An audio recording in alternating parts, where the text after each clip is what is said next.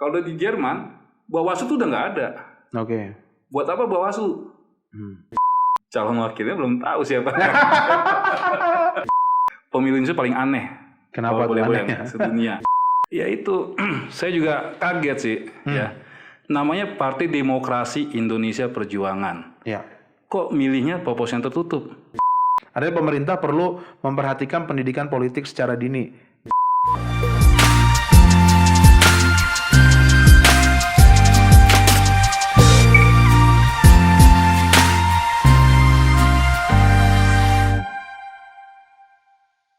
Halo teman-teman lawyer support lawyer, ketemu lagi di episode yang sangat eksklusif.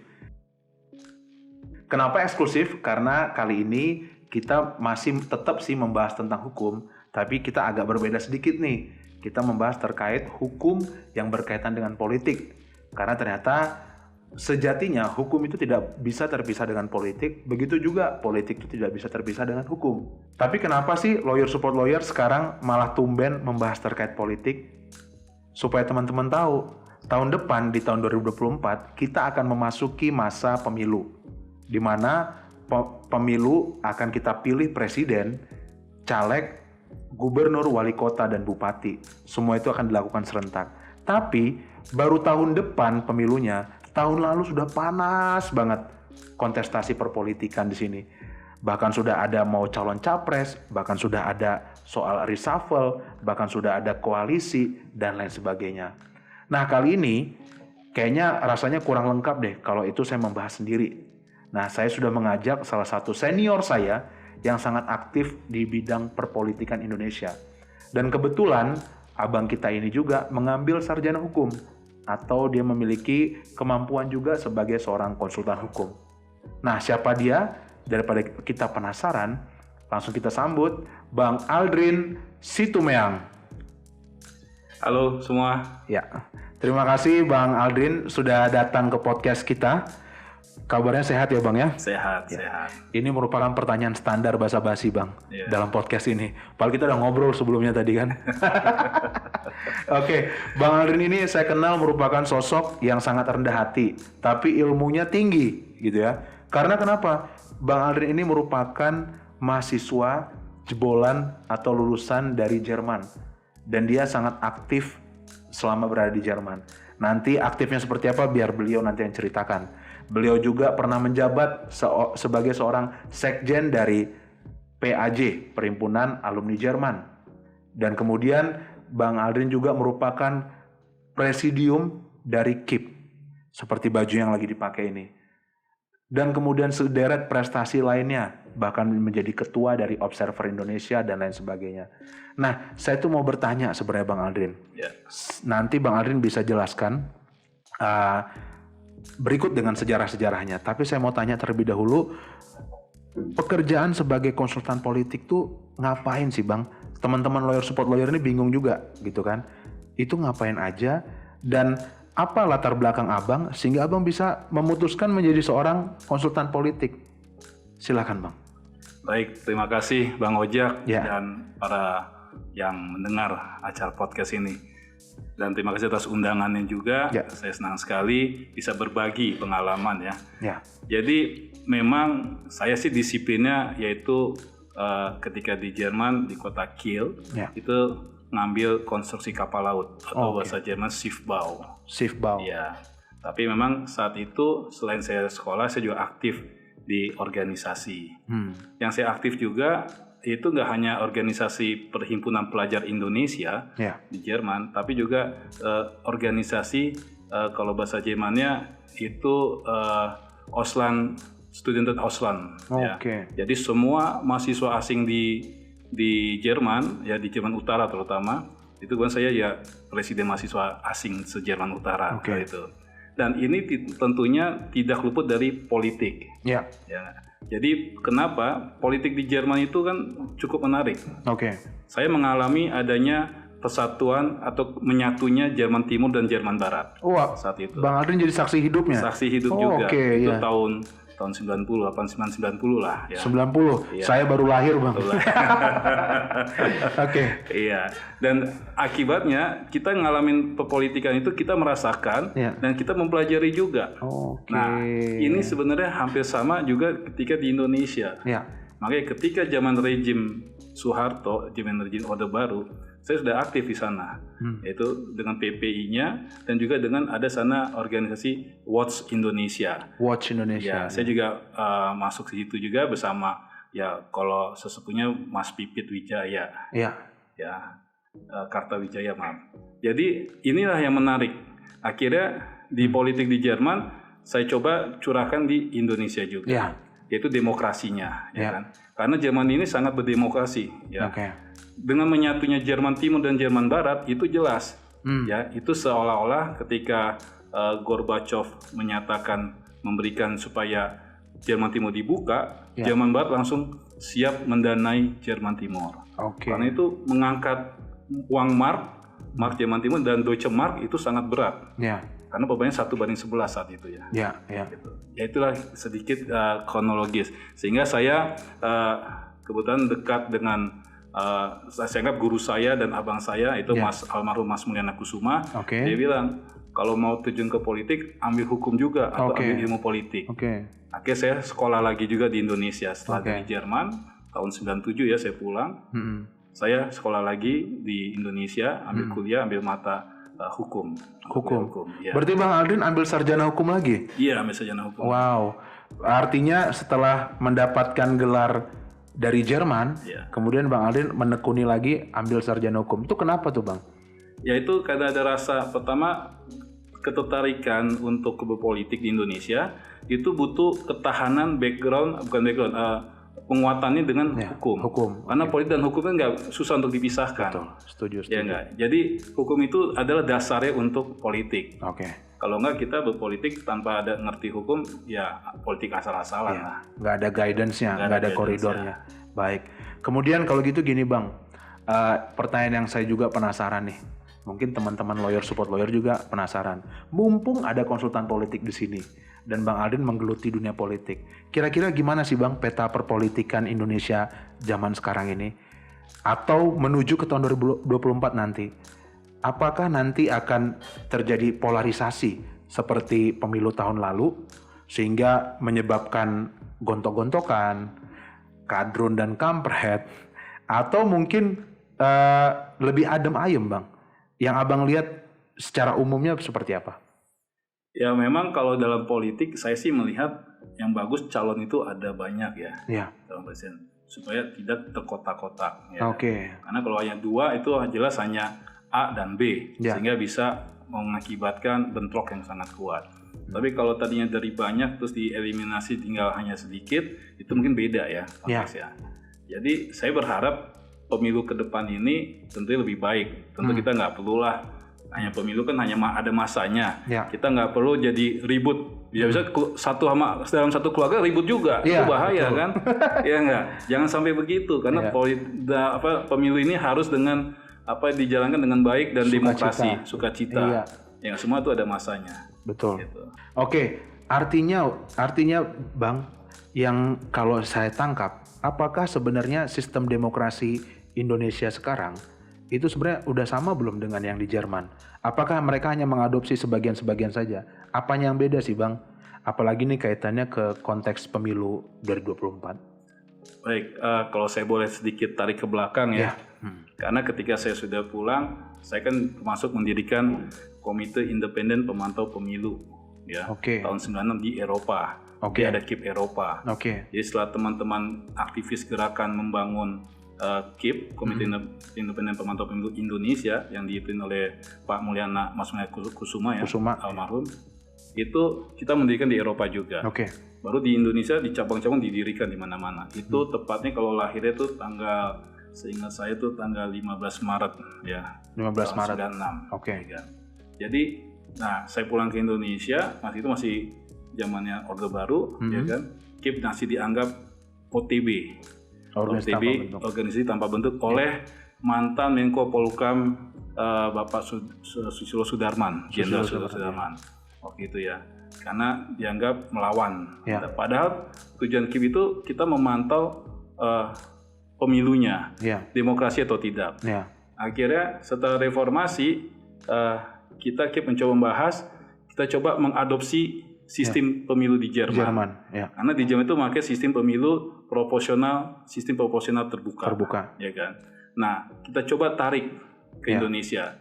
Ya, saya sama Mas Mulyana Kusuma dan beberapa teman-teman lain sering diundang ke DPR. Karena memberikan masukan ke DPR supaya DPR mau mengesahkan sistem dari Jerman ini kita adopsi untuk dilakukan di Indonesia. Ya. Sampai pada tahun 2000 berapa saya lupa ya tepatnya. Itu 2002 itu kita mengundang ketua KPU Jerman. Itu Herman Glapp namanya. Untuk hadir ke Indonesia. Ya. Terus saya sendiri mengadakan langsung ya. Jadi saya membantu dulu Mas Mulyana sebagai anggota KPU. Saya coba tarik KPU Jerman ke Indonesia, kita undang untuk mempresentasikan sistemnya di hadapan dulu masih ada sekitar 100 partai di Indonesia. Semua diundang. Saya adakan di Hotel Indonesia. Ya, dulu belum berubah, sekarang sudah ada Kempinski ya. Sekarang dulu masih Hotel Indonesia. Saya undang semua partai perwakilan, yaitu masing-masing 2, yaitu ketua dan sekjen. Ya, di situ dijabarkan bagaimana sistem pemilu di Jerman, sehingga diperjelas ini lebih baik dibanding sebelumnya. Kan Indonesia ini ya pemilunya mungkin nggak demokrasi lah. Artinya gini Bang, itu kan merupakan suatu tantangan yang besar. Apalagi tadi Abang bilang pergerakan Abang tuh dari tahun 96, bahkan sebelumnya juga gitu kan. Artinya itu kan masih rezim dari Orde Baru. Nah, di mana situ sebenarnya tekanan-tekanan itu ada gitu loh. Artinya kita sebisa mungkin ya kita diam. Ya kan, nggak usah banyak ngomong gitu kan. Nah, apakah Abang nggak takut dengan resiko-resiko waktu itu Bang? Apalagi Abang membuat pemantau pemilu yang dimana dulu nggak ada pemilu-pemilu. Pokoknya saya terus 30 tahun seperti itu. Ya memang kalau kita udah punya tekad, kenapa kita harus takut ya? Karena tekad kita adalah membangun Indonesia lebih baik. Ya.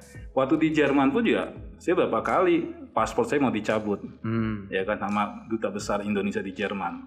Iya, berapa kali mau cabut. Dan teman-teman di Indonesia, saya dengar juga banyak serangan lah dari pihak sana dulu ya. Bahkan kantor KIP sendiri dimata-matai terus tuh. Ya dulu pindah-pindah terus, kita di Cawang lah ya. Pokoknya nggak pernah nentu lah kantor KIP. Kenapa? Sebentar diawasin tuh teman-teman ada yang intimidasi macam-macam lah. Zaman dulu begitu. Nah tapi ya itu setelah reformasi itulah kita coba tarik sistem pemilunya nih ya kan? Untuk lebih baik di Indonesia. Baik, artinya Bang, sebelum saya masuk ke pertanyaan selanjutnya, supaya teman-teman tahu nih clear, berarti Abang nih termasuk angkatannya Adian Napitupulu CS atau beda Bang? Beda ya? Kita sebelumnya Adian Napitupulu. Jadi kalau kita dibilang kita punya organisasi juga, mohon maaf kalau boleh saya sebut nggak apa-apa Bang. Itu Pro Demokrasi atau Prodem. Ya. Dulu ya Prodem itu senior-senior banyak, sekarang juga masih ada di sini ya kan. Contohnya yang masuk Prodem ya sahabat saya juga Bang Kiai Robikin M. Has ya, mantan dia sempat ketua NU juga ya. Terus anggota DPR masuk KIP dulu PDIP saya lupa namanya, Trimedia Panjaitan. Itu angkatan kita semua. Jadi beberapa teman-teman lah. Dan itu nggak hanya di PDIP, nyebar ya. Nyebar. Bahkan ya dari PKB juga ada ya kan. Oke. Artinya teman-teman kalau untuk yang angkatan-angkatan Bang Adian Napitupulu dan teman-teman itu angkatan 98. Cuma kalau Bang Aldrin mungkin angkatan 80-an. Tapi kita komunikasi kok.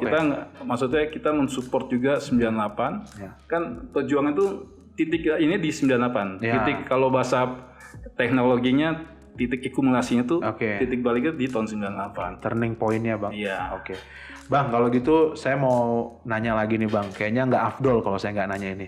Secara mengejutkan Bang, KPU dalam rencana kontestasi pesta demokrasi di tahun 2024 ini memilih untuk namanya sistem pemilihan proporsional tertutup. Tadi udah sempat Abang singgung. Sebenarnya Bang, bisa nggak Abang jelasin apa sih sebenarnya proporsional tertutup? Dan menurut pandangan Abang tuh seperti apa gitu kan. Dan baiknya itu seperti apa, silakan. Jadi di dunia ini itu ada kurang lebih 184 sistem pemilu. Di dunia ini ya. Dan itu macam-macam negara. Ada yang mau ambil sistem itu, ada yang enggak itu. Ada yang proporsional terbuka, tertutup, ada sistem one vote, lain-lain itu. Kalau kayak kerajaan Inggris itu sistemnya lain lagi, ya kan? Karena dia kerajaan, ya kan? Jadi apa kata raja itu yang diinin. Walaupun Perdana Menteri baru dipilih, ya enggak. Terus kalau Thailand juga beda, Thailand, karena kerajaan juga. Jadi tergantung ini ya. Dan kalau sistem proporsional terbuka yang dianut oleh Jerman, ya, yang kita promosikan dan adopsi dan disetujui dan dilakukan di tahun 2004, ya kan, itu lebih baik sebenarnya dibanding proporsional tertutup. Nah, sebelumnya itu proporsional tertutup, termasuk proporsional tertutup pemilu sebelumnya. Kenapa? Boleh saya jebakan ya bedanya? Iya, boleh. Karena kalau sistem proporsional tertutup itu kita pemilih itu memilih partai. Oh, artinya kalau proporsional tertutup itu kita tuh hanya memilih partai. Iya. Jadi kayak kita beli kucing dalam karung kan. Artinya nanti partai yang menentukan. Partai menentukan. Ya, nomor urutnya yang ngatur partai semua. Sementara kalau proporsional terbuka, kita nggak memilih partai, tapi calon dari anggota legislatifnya yang kita pilih. Personnya langsung. Personnya. Emang semua sistem ada plus positif, ada negatifnya, ya kan. Tapi positifnya di terbuka, kita tahu, oh saya mau milih si A, karena kita tahu si A ini punya kemampuan, ya enggak? Ya, sehingga si A ini layaklah untuk duduk di legislatif. Nah, kalau tertutup kita nggak tahu, ya enggak? Kita milih partai, semuanya menentukan partai. Partai yang menentukan nomor sepatu, misalnya nomor sepatu lah. Siapa nomor 1, 2, 3, 4. Sehingga apa? Calon anggota legislatif ini, kalau dulu tuh dia harus urusan sama partai, nyetor apa segala macam ke partai, supaya dapat nomor urut sepatu yang bagus, ya nggak. Kalau terbuka, kita itu bukannya memilih partainya, tapi yang kita pilih calon legislatifnya, sehingga calon anggota legislatif ini dia harus berjuang, memperkenalkan dirinya, memperkenalkan programnya. Apabila dia duduk di parlemen, nah itu. Jadi lebih layak sih sebenarnya terbuka dibanding tertutup. Artinya sistem itu juga diadopsi dari Jerman juga. Dari Jerman. Oh, dari Jerman. Tapi artinya kapan sih sebenarnya kita ini udah pernah menggunakan sistem proporsional tertutup atau kita belum pernah? Baru kali ini mau kita gunakan. Loh, sebelum tahun 2004 itu kita memakai sistem sebenarnya tertutup. Oh, tertutup ya. Jadi kalau tahun 99 itu kan masih partai. Masih partai, ya. Kita milih partai A. Apalagi zaman rezim Orde Baru, partainya ada 3. Ya kan? Itu juga yang main kan? Sejak selama 30 tahun partainya PDI, Golkar, P3. Dan itu bermain di situ-situ aja. Akhirnya berkembang kan? Setelah reformasi banyak partai. Tapi masih tertutup. Nomor sepatu. Ya kan? Nah, 2004 lah itu yang pertama kali terbuka. Nah, buku ini, maaf ya, promosi. Buku ini kita mengevaluasi gitu loh. Buku apa yang bisa ditunjukkan? Ini kita tulis saya bersama Mas Mulyana dan Mas Pipit. Mas Pipit ini di Jerman. Dia menguasai banget sistem pemilu, ya kan. Ini kita evaluasi pemilihan langsungnya dan juga pemilihan kepala daerah langsungnya. Pilkadal, ya kan.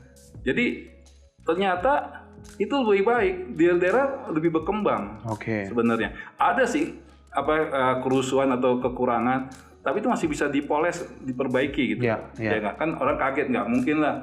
Kalau ini ibarat makan obat langsung sembuh, nggak mungkin. Ada prosesnya kan. Itu analogiknya ya. Iya. Tapi gini Bang, kalau saya sih mencoba memposisikan sebagai pihak kontra ya Bang ya. Kalau saya lihat juga proporsional terbuka yang kita langsung pilih personnya gitu kan, bukan pilih partainya. Sama-sama ada juga kok gitu kan kelemahan atau enggak kekurangannya. Dengan proporsional terbuka pun akan tetap ada kecurangan, akan tetap ada money politik, akan tetap ada gugatan gitu kan. Jadi sebenarnya itu juga nggak menjamin sebenarnya. Dan menurut saya dengan proporsional terbuka, fungsi partai itu juga jadi lebih tidak ada fungsi kontrol partai. Tapi kalau proporsional tertutup, partai lah yang punya kontrol. Jadi biar partai itu juga berfungsi. Mereka bisa pecat ini, mereka bisa ganti, mereka bisa menentukan seperti itu. Menurut Bang Aldrin gimana nih? Kekurangan ada. Ya. Kalau pihak lain mungkin bilang itu kekurangan. Bagi saya sih bukan kekurangan, tapi kreativitas. Oke. Kenapa? Si caleg kalau proporsional terbuka, kan dia harus berusaha. Ya enggak? Memang bisa aja terjadi money politik. Ya enggak? Dia money politik di mana? Dia ketika menyuarakan ide program segala macam di satu daerah, kan dia harus keluar cost money-nya sendiri. Betul. Ya enggak? Sehingga kalau caleg yang nggak punya duit, mandek. Ya kan? Itu kekurangan bagi yang lain. Tapi sebenarnya itu kreativitas. Kalau caleg nggak punya duit, ada tekniknya juga. Tapi nggak mungkin saya buka di sini kan supaya dia dipilih, ada tekniknya. Betul. Nggak harus duit. Ya supaya dia dikenal, kenapa harus duit? Nggak juga kan? Ya nggak. Bagaimana? Ya mungkin bisa menyuarakan. Ya itu teknisnya lain lah. Harus berkonsultasi lebih privat. Melalui survei, jajak pendapat dan lain-lain ya. Benar. Artinya gini Bang. Tapi kalau yang saya lihat sebenarnya kalau proporsional terbuka itu dan versus proporsional tertutup itu lebih condong, saya sih lebih hemat anggaran yang keluar bila mana itu proporsional tertutup. Jadi kita nggak buang-buang banyak anggaran. Kita nggak perlu banyak ngeprint foto, kertas-kertas, karena cukup partai aja. Yang penting dia coblos, misalnya partai warna merah, dia coblos partai aja. Nanti biar partai warna merah lah yang akan menentukan calegnya siapa yang bakal merepresentasikan mereka di DPR. Daripada anggaran ini banyak cetak bilik suara dan lain sebagainya. Gimana menurut Abang? Enggak dong, kan di KPU itu kan semua udah ada anggarannya kan. Kalau partai ya proporsional tertutup ya kan semua partai ngatur. Sehingga si caleg nyetor uangnya ke partai. Ya kan. Ya memang mungkin segi positif mungkin. Jadi caleg yang untuk provinsi sama kabupaten bisa tumpang tindih kan, bisa saling membantu lah istilahnya. Ya enggak. Tapi satu sisi karena nyetor semua ke partai, partai yang menentukan kan nomor sepatunya. Kalau lu bani mahal, beli tinggi iniannya lebih dapat nomor satu bagus kan. Akhirnya dari jumlah sampai dari 10.000 suara, ya kan diurutin nomor satu siapa, nomor dua siapa, ya enggak. Ini terjadi money politik di dalam partai internal. Dikhawatirkannya seperti itu. Memang itu kalau tertutup. Kalau terbuka, money politik ada juga. Tapi bukan money politik yang kayak tadi, beda. Nggak bisa main sama partainya. Sedikit lah, kecil lah main partai. Jadi money politiknya dengan langsung ke rakyat. Ya memang rakyat butuh duit juga. Di satu sisi butuh duit. Kalau dia mau nyebar duit, ya enggak. Ya, tapi secara masyarakatnya kan. Tapi rakyat terbantu ekonominya. Benar. Tapi masa habis pandemi begini kan. Jadi maksud saya lebih demokrasi adalah kalau terbuka. Diketahui programnya, diketahui orangnya, langsung coblos walaupun dia dapat nomor 1, yang nomor 7 bisa ya yang masuk. Gitu. Benar. Tadi saya udah menangkap sedikit, Bang Aldrin tadi udah mulai membahas tentang proporsional tertutup. Apalagi tadi pertanyaan saya, KPU secara mengejutkan mereka memilih proporsional tertutup. Nah, hasil riset dari tim kami, ternyata salah satu partai yang mendukung proporsional tertutup itu adalah PDIP. Nah, menurut pandangan Bang Aldrin tuh, kenapa kira-kira PDIP mendukung proporsional tertutup atau KPU juga mengusulkan proporsional tertutup? Ya itu, saya juga kaget sih. Ya. Namanya Partai Demokrasi Indonesia Perjuangan. Kok milihnya proporsional tertutup? Ini kan namanya mengembalikan, seakan-akan mengembalikan ke zaman Orde Baru. Karena zaman Orde Baru itu proporsional tertutup. Padahal PDIP di situ ditekan di zaman Orde Baru kan? Kontraproduktif. Karena kenapa? Apa PDIP mau, mohon maaf, analisa saya, apa PDIP mau seperti Orde Baru? Lucu kan? Dan KPU kok bisa mengarahkan ke situ? Itu saya bertanya juga. Itu. Wow. Sebaiknya jangan ya. Terbuka lebih enak lah, lebih jelas kan. Memang saya setuju sih. Memang proses ini juga udah lagi berjalan di MK. Tapi setidaknya diskusi kita makin panas nih. Artinya kalau yang saya lihat efek dari dari proporsional terbuka ini saya lihat semakin banyak artis-artis, selebgram, mereka tuh terjun ke dunia kancah perpolitikan dengan harapan ya karena aku udah terkenal gitu kan. Apakah dia butuh duit banyak? Nggak juga kan berarti kan? Betul. Karena dia punya nama kan? Ya. Sementara kalau profesional tertutup, ada kemungkinan artis-artis tadi tuh bakal males untuk terjun ke situ juga gitu. Iya, karena nggak ada duitnya kan. Betul. Harus nyetor ke partai kan. Artinya kalau saya bisa highlight, artinya memang kalau terjun ke dunia politik tuh memang perlu ada duitnya, Bang ya? Atau seperti apa, Bang? Di Indonesia mungkin begitu. Tapi kalau saya di Jerman enggak loh. Boleh kasih contoh di Jerman? Boleh, nggak apa-apa. Pengalaman saya ngikutin pemilu di Jerman, saya nggak ikut nyoblos, tapi saya amati lah. Iya. Kan kalau di Jerman itu mereka beradu, ya kan? Beradu programnya. Kalau saya jadi caleg saya akan begini, ya kan? Mereka menyuarakan. Jadi kalau contohnya, ketika ada kasus Greenpeace kan begitu. Nah, ini kalau dia aktivis Greenpeace itu lebih mudah. Oh. Okay. Kenapa? Dia mengkampanye soal lingkungan hidup. Betul. Itu loh. Betul. Di laut di mana, ya kan? Ya. Supaya hijau Pak. Ya. Jadi nggak harus ini. Nah, di Jerman tuh begitu. Ya. Jadi yang duduk di DPR ini kebanyakan emang pakar-pakarnya. Ya. Jadi yang mengerti banget permasalahannya gitu loh. Ya. Sebenarnya diharapkan di Indonesia begitu. Begitu. Iya kan? Enggak. Tapi emang sekali salah gunakan. Akhirnya orang gue punya duit, gue kampanye deh ke daerah A. Ya. Gue tebar aja tuh uang, money politik. Money politik. Ya kan? Ya. Di Jerman nggak kena money politik. Ya. Kenapa nggak kena money politik? Karena kalau di Jerman sejak SD sudah diajarin politik. Ya, benar. Di Indonesia tabu. Tabu. Nah, itu. Malah dibilang ngapain sih urusin politik gitu kan? Udah kita urusin untuk diri kita aja gitu. Iya. Padahal itulah harusnya kita membangkitkan kesadaran. Sebenarnya salah satu tujuan podcast ini juga, Bang, yang perlu saya sampaikan juga teman-teman, membangkitkan kesadaran politik buat anak-anak muda juga. Nah. Karena di tahun depan dalam proses kontestasi 2024 pemilu, kita tuh mengalami surplus demografi anak-anak muda. Iya. Yang hampir mencapai 60% atau 50% lebih pemilih anak muda. Gitu kan. Jadi artinya suara Indonesia, nasib Indonesia ditentukan oleh anak muda dalam proses pemilu kemarin. So jangan golput, jangan tabu terhadap politik gitu ya. Benar. Oke. Nah kemudian Bang, saya pengen mempertanyakan juga nih.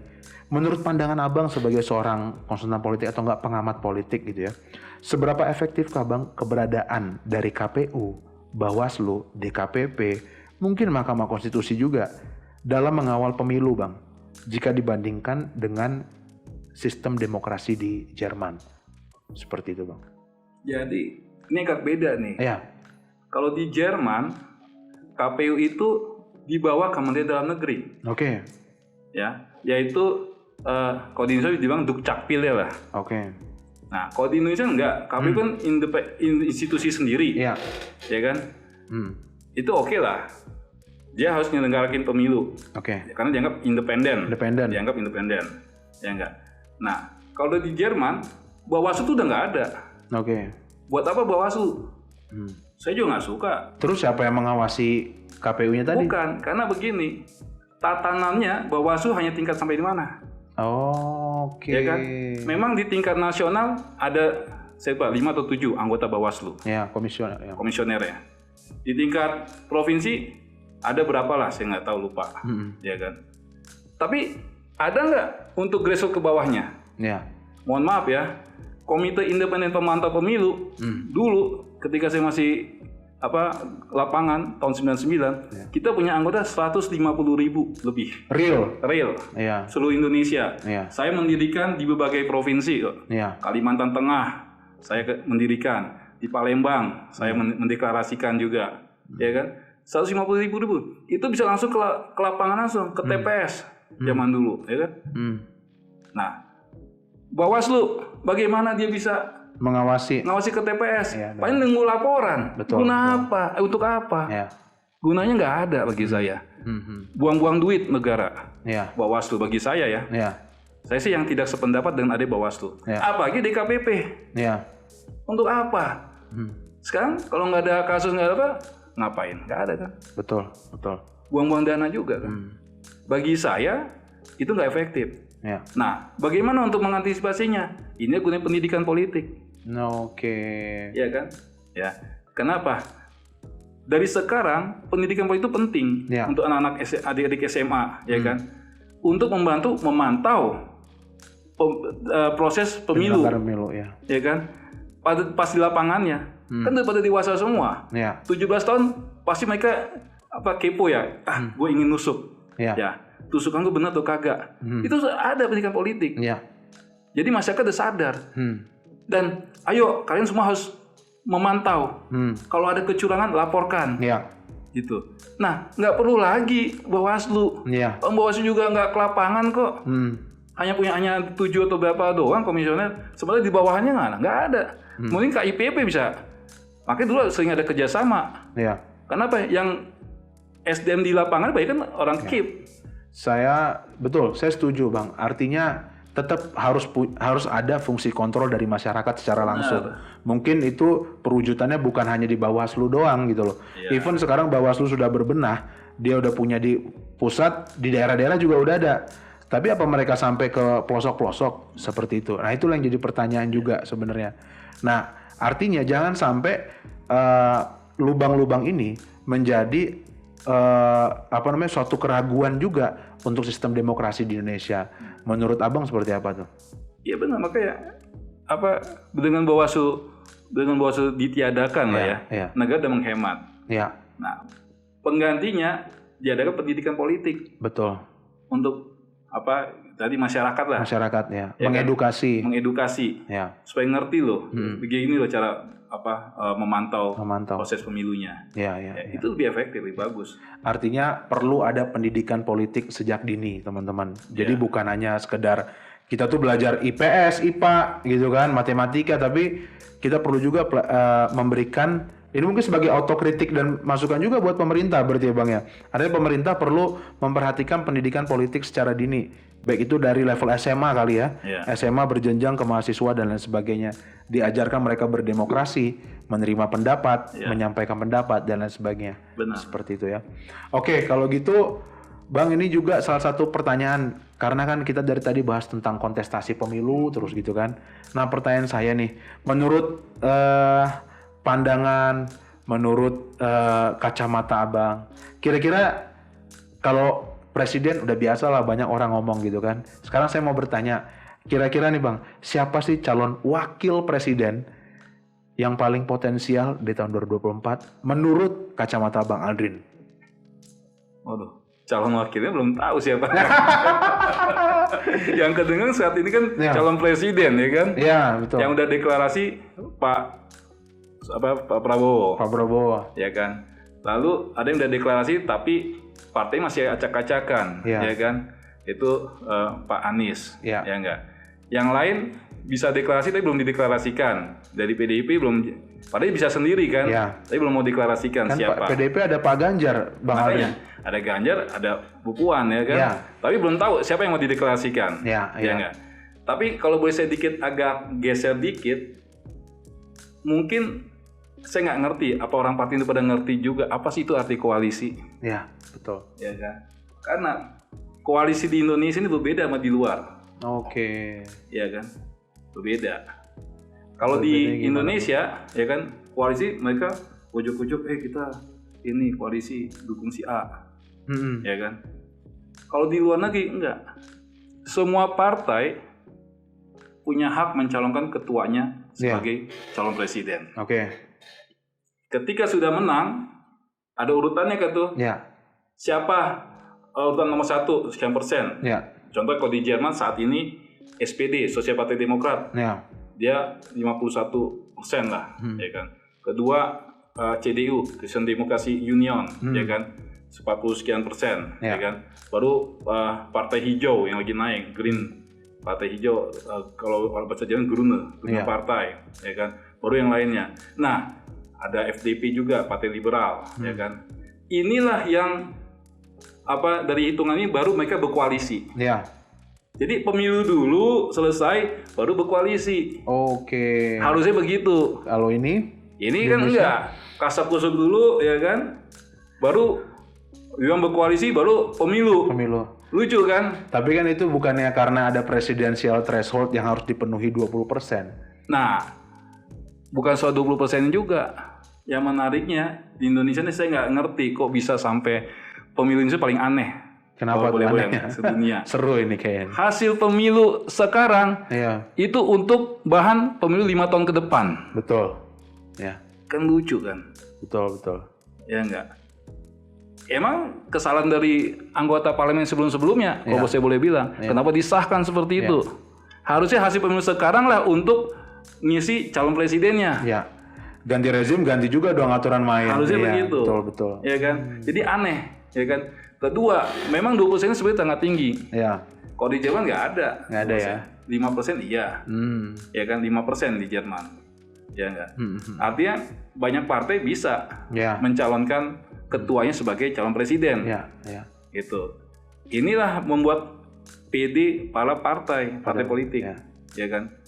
Kalau sekarang kan enggak. Akhirnya yang terjadi seperti mohon maaf, mungkin jual beli kali ya. Iya, transaksional. Iya. Karena ada gium yang mau mengatakan bahwa dalam politik itu nggak ada persahabatan yang abadi. Yang ada tuh kepentingan abadi. Benar ya Bang ya.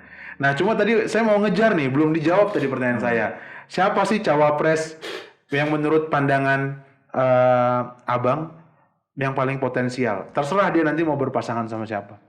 Ya cawapres belum ada kan? Siapa yang udah mendeklarasikan cawapres? Semua capres semua. Belum ada ya? Belum ada kan?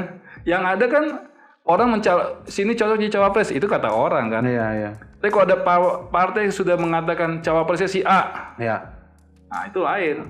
Artinya gini, saya ganti contoh, maaf saya potong. Oke. Even Gerindra pun nyebut cawapresnya Prabowo, cawapresnya siapa? Iya. Belum ada. Padahal ada koalisi sama PKB. Betul. Coba, harusnya kan PKB cawapres ya kan? Iya. Harusnya. Ini enggak.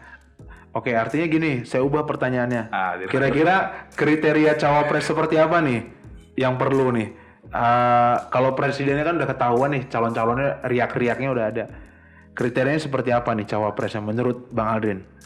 Waduh, itu kan semua pasti kan cawapres kan hanya mendampingi presiden doang, ya kan? Jadi ya kriteria yang tentu yang setia mendampingi lah. Yang setia mendampingi ya. Mendampingi presiden. Tapi kan susah. Ya enggak? Yang harus punya kemampuan manajerial juga ya. Harusnya. Betul. Nah itu menjadi seru teman-teman. Artinya kita tunggu aja nih nanti sampai pengumuman capres dan cawapres. Karena ternyata pertahanannya kuat. Dia tidak mau menyebut, abang kita nggak mau menyebutkan cawapresnya siapa seperti itu.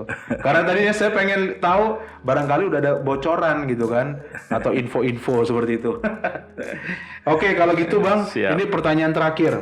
Saya mau bertanya, ini khusus untuk teman-teman sport lawyer yang menonton. Karena kebanyakan kaum anak-anak muda juga atau yang generasi muda.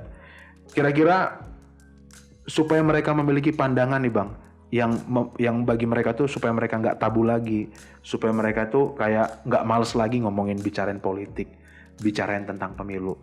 Kira-kira apa Bang pesan Abang ke mereka supaya mereka ini mau terlibat aktif atau minimal ambil bagian dalam pemilu tahun 2024? Silakan Bang. Ya bagi teman-teman lawyer, pertama ini kan banyak celah hukum yang masih kurang di Indonesia. Ya. Kalau boleh saya bilang ya, pertama ya hukum kan bukan hanya hukum pidana, hukum perdata. Betul. Bukan, ya kan? Hukum pemilu pun ya ada. Ya kan? Ya, jadi ayo sama-sama kita kawal. Kayak tadi saya bilang, aneh pemilu di Indonesia paling aneh kalau boleh saya bilang. Masa hasil sekarang untuk 5 tahun ke depan. Itu kita sama-sama rubah. Ya kan? Satu. Kedua, masa 20%. Kenapa 20%? Semakin banyak calon kan semakin bagus. Iya. Sebenarnya kita bisa melihat ini benar nggak calon si A, benar nggak calon si B, ya kan? Pasangnya 5%, kenapa harus takut? Ya kan? Toh rakyat kan rakyat Indonesia nggak bodoh-bodoh banget, tapi saya makin pintar. Dia akan bisa memilih, ya kan? Kita turunkan 5%. Emang jangan 0%, bahaya. 0%. Harus ada yang di parlemen kan, ya enggak. Tapi jangan 20% gitu. Ini permainan, terutama permainan daripada menurut saya partai politik yang sudah senior, partai politik besar istilahnya, ya enggak. Kenapa harus dibatasin? Ini tidak demokrasi. Jangan kita teriak-teriak demokrasi, tapi kita tidak demokrasi jiwanya, ya enggak. Orang partai tuh demokrasi harus demokrasi, tapi di parlemen dia nggak mau menurunkan, gitu loh. Jadi kita kawal sama-sama. Banyak yang harus dirubah, banyak celah yang harus dikerjakan. Oke. Kalau bagi kaum milenial nih, apa masukannya buat pesan juga mereka? Kurang lebih hampir sama aja.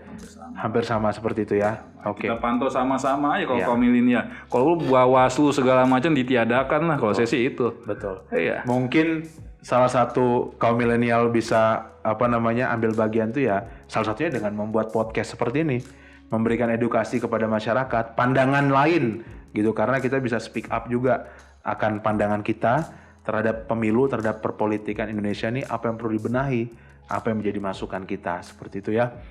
Kurang lebih seperti itu pembicaraan talk show kita, Bang Aldrin. Terima kasih. Saya udah banyak banget mendapatkan insight, dan mungkin teman-teman lawyer support lawyer juga yang menonton mendapatkan juga suatu pandangan yang baru. Apalagi tadi ternyata salah satu kesimpulannya kalau perlu bubarkan aja lah Bawaslu, seperti itu ya. Iya. Karena mengingat ada beberapa ketidakefektifan seperti itu. Nah, tapi dalam hal kita sebagai anak muda kaum milenial, kita perlu mengambil peran aktif atau ikut ambil bagian dalam kontestasi pemilu di tahun 2024. So jangan pasif, apalagi golput. Karena suara kita tuh menentukan 5 tahun ke depan. Seperti itu teman-teman. Oleh karenanya, terima kasih Bang Aldrin untuk sama-sama podcast kita kali ini. Tapi sebelum saya tutup, di dalam podcast Lawyer Support Lawyer sekarang ada satu sesi yang itu adalah wajib dan sakral. Ya, ini adalah sesi quick question. Oke, kita sudah sampai di tahap quick question. Kali ini saya akan bertanya kepada Bang Aldrin secara cepat. Kurang lebih ada 5 atau enggak 6 pertanyaan yang Bang Aldrin wajib jawab secara cepat, mungkin dalam waktu 1-2 detik saja. Wow. Jadi nggak boleh berpikir banyak-banyak. Ready? Siap. Oke, kalau gitu pertanyaan pertama harus dijawab dengan cepat. Anies atau Ganjar? Ganjar. Oke, bagus. Kenapa Ganjar? Oh, ada alasannya? Ada dong. Ya, tentu yang pasti memenuhi syarat untuk maju ya partainya ya Ganjar. Ganjar, baik kalau gitu. Menjadi aktivis atau pejabat pemerintah? Aktivis. Aktivis ya, aktivis selalu ya. Iya. Kemudian Erick Thohir atau Sandiaga Uno? Erick Thohir. Erick Thohir, kenapa Erick Thohir? Ya saat ini emang kelihatan banyak karena dia di BUMN memperbaiki beberapa perusahaan BUMD atau BUMN lah ya. Gitu. Oke, baik. Pertanyaan berikutnya, ditipu orang atau menipu orang? Ditipu. Ditipu orang ya? Ditipu orang, kayaknya pengalaman ya ditipu. Banyak. Kemudian pertanyaan berikutnya, jadi dubes atau jadi menteri? Dubes. Dubes ya? Dubes di mana? Kalau bisa di Jerman lah. Nah itu dia, amin. Kita doakan bareng-bareng. Oke, kurang lebih itu sesi quick question kita. Ada 5 pertanyaan tadi. Sekali lagi saya ucapkan terima kasih untuk Bang Aldrin sudah mau datang ke podcast Lawyer Support Lawyer, dan terima kasih untuk masukan-masukan, pandangan-pandangannya kepada kami. Baik, terima kasih Bang Ojak, terima kasih semua juga ya. Ya, terima kasih Bang. Dan oleh karenanya, sekian acara podcast Lawyer Support Lawyer kali ini. Sampai ketemu di episode podcast Lawyer Support Lawyer berikutnya. Dah. Hai teman-teman Lawyer Support Lawyer, jangan lupa like, subscribe, dan komen untuk video Lawyer Support Lawyer berikutnya, supaya semakin banyak orang yang teredukasi dan semakin banyak juga orang yang semakin smart. Salam Lawyer Support Lawyer.